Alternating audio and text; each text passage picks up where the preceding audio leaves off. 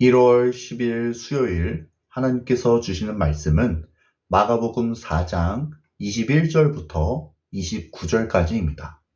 봉독하겠습니다.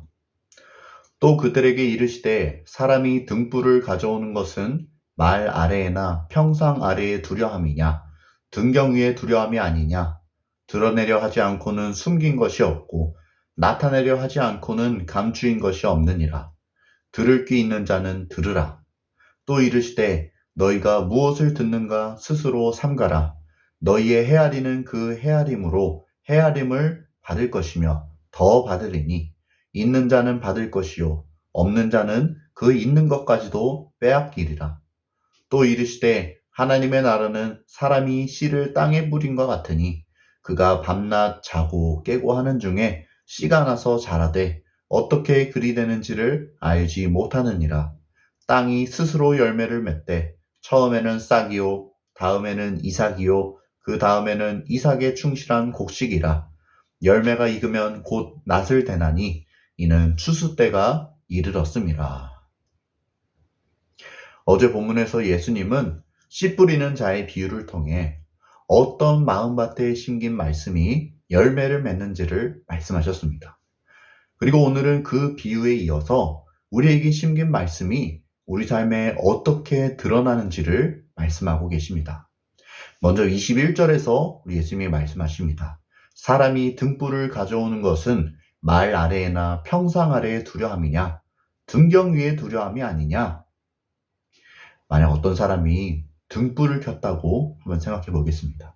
등불이 무엇입니까? 등불은 주변을 환하게 밝히는 데 사용하는 물건입니다.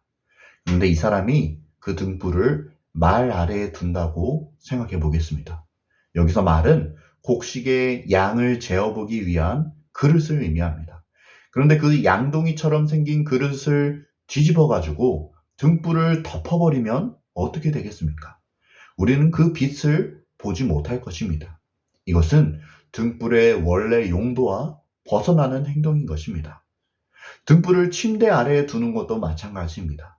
만약 등불을 침대 아래에 놓는다면 아무리 불을 환하게 켜놓아도 방이 밝아지지 않을 것입니다. 그래서 등불은 등경 위에 두어야 합니다. 그 방을 가장 환하게 비칠 수 있는 곳에 놓아야 합니다. 그 방을 밝게 비추는 것이 등불의 용도이기 때문입니다. 복음도 마찬가지입니다. 우리 예수님이 이 비유를 말씀하신 까닭은 우리의 삶에 있어 복음이 또 말씀이 마치 등불과 같이 드러나야 함을 말씀하고 싶으셨기 때문입니다. 우리가 듣는 말씀은 또 복음은 그저 우리가 귀로 듣기만 하고 마음속 깊은 곳에 감추어 두기 위한 것이 아닙니다.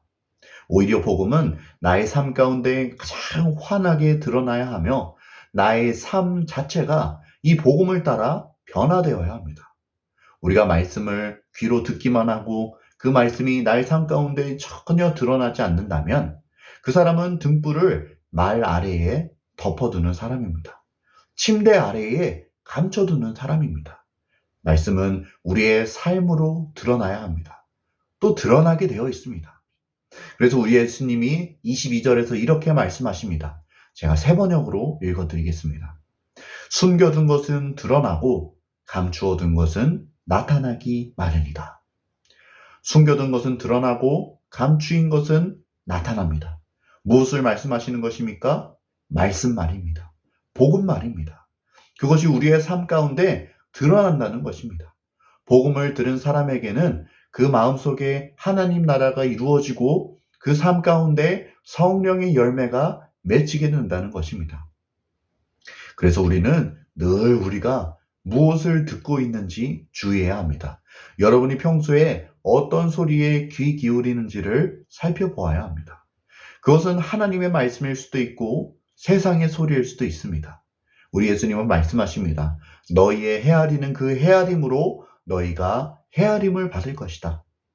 우리가 무엇을 듣는지 그것에 영향을 받게 된다는 것을 말씀하시는 것입니다. 하나님의 말씀을 가까이 하고 그것에 귀 기울이는 사람은 당연히 그 말씀이 삶으로 나타나게 됩니다. 하지만 반대로 세상의 소리를 가까이 하고 그것에 귀 기울이는 사람은 점점 하나님과 멀어지는 삶을 살게 됩니다. 25절 말씀을 보십시오. 우리 예수님은 있는 자는 받을 것이요 없는 자는 그 있는 것까지도 빼앗기리라 말씀하셨습니다.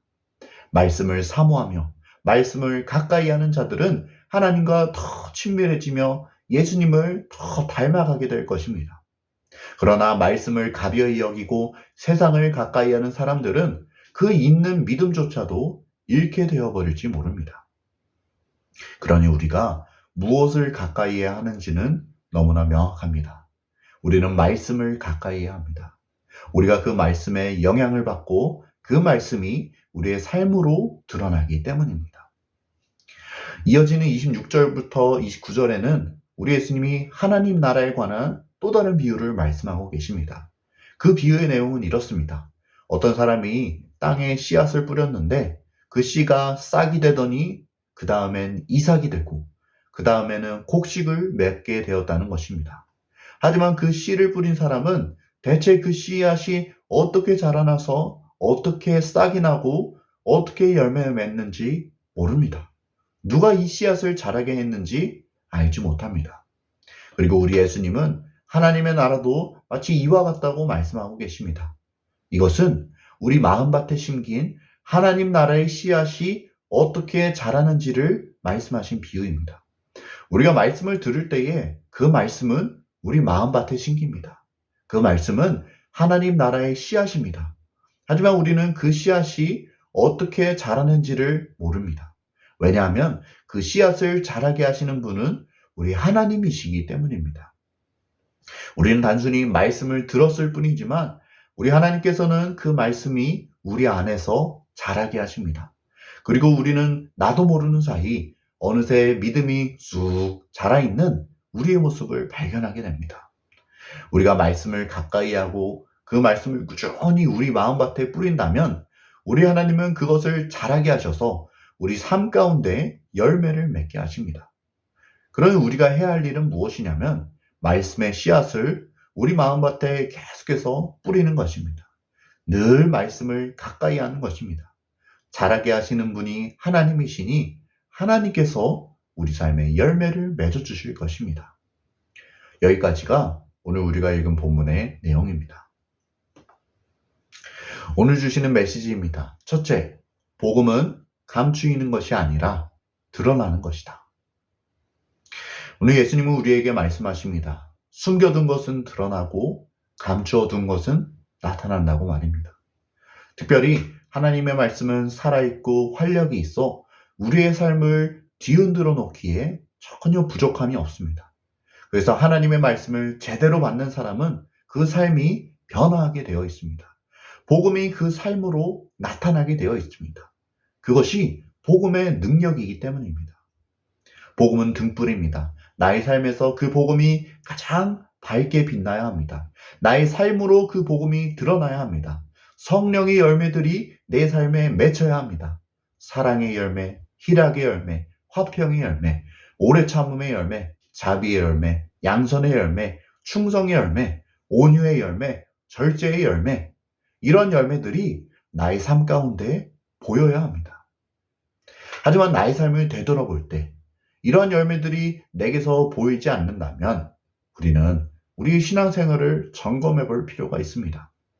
예수님은 우리에게 분명히 말씀하십니다. 숨긴 것은 드러나고 감추인 것은 나타난다고 말입니다. 내가 무엇을 가까이 하느냐에 따라 그것이 나의 삶에 드러나게 되어 있습니다. 복음은 감추이는 것이 아니라 드러나는 것입니다. 우리의 삶은 그 복음을 드러내는 삶입니다. 바라기는 우리 모두가 복음을 듣는 데에 그치는 것이 아니라 그 복음을 살아내고 그리하여 그 열매들이 나의 삶 가운데 맺혀져 가기를 간절히 소원합니다. 둘째 주시는 메시지입니다. 매일매일 말씀의 씨앗을 마음밭에 뿌려야 한다. 오늘 본문에서 예수님은 비유를 통해 우리 마음에 심긴 말씀이 어떻게 자라는지를 말씀하셨습니다. 씨를 뿌린 사람은 그 씨가 어떻게 그리 되는지를 알지 못하지만 결국에는 그 씨앗에서 열매가 맺힌다는 것입니다. 이것은 우리의 영혼을 자라게 하시는 분이 우리 하나님이시라는 것을 말씀하시는 비유입니다. 우리는 그 씨가 어떻게 자라는지를 알지 못하지만 하나님께서 그것을 자라게 하신다는 것입니다. 그러면 우리는 어떻게 해야 할까요? 물론 하나님께서 씨를 자라게 하는 것은 맞는 이야기지만 여전히 우리에게도 남아있는 역할이 있습니다. 그것은 바로 우리의 마음밭에 말씀의 씨앗을 뿌리는 것입니다. 매일매일 말씀을 읽고 듣고 묵상하며 그 말씀을 가까이 하는 것입니다. 말씀의 씨앗을 우리 안에 뿌리는 것입니다. 물론 우리가 말씀을 읽을 때에 아무런 일이 일어나지 않는 것처럼 보일 수 있습니다. 또 우리가 말씀을 들을 때에 아무런 변화가 없는 것처럼 느껴질 수도 있습니다. 이것은 어찌 보면 당연한 일일 수 있습니다. 그 말씀이 씨앗의 형태로 나의 마음에 심겼기 때문입니다. 그러나 우리가 계속해서 그 말씀을 우리 마음밭에 뿌릴 때에 우리 하나님이 우리의 삶을 변화시킵니다. 하나님께서 그 씨앗을 자라게 하십니다. 하나님께서 그 씨앗을 통해 열매를 맺어 가십니다. 그러니 우리는 매일매일 말씀을 가까이 하는 것입니다. 아침에는 큐티를 하고 저녁에는 성경 통독을 하고 말씀이 있는 곳을 찾아가 그 말씀을 듣는 것입니다. 그때 우리 하나님께서는 우리의 삶을 변화시켜 가십니다. 하나님의 말씀이 나를 변화하게 만듭니다. 그래서 말하기는 우리 모두가 말씀을 사모하며 말씀을 가까이 하는 주의 자녀가 될 수 있기를 간절히 소원합니다. 함께 기도하겠습니다. 사랑의 주님, 오늘 우리에게 귀한 말씀 허락해 주시니 감사합니다. 하나님, 복음이 우리의 삶으로 드러나길 원합니다. 성령의 열매가 우리 삶 가운데 맺혀지기를 원합니다. 그것을 자라게 하시는 분, 우리 하나님이시니 우리는 매일매일 말씀을 가까이 하여 그 말씀의 씨앗을 우리 마음밭에 뿌릴 수 있도록 주님 은혜 베풀어 주시옵소서. 매일매일 말씀을 사랑하며 사모하며 그 말씀과 가까이 되는 우리 모든 주의 자녀 되기를 간절히 소원합니다. 모든 것에 감사드리오며 예수님의 이름으로 기도드립니다. 아멘.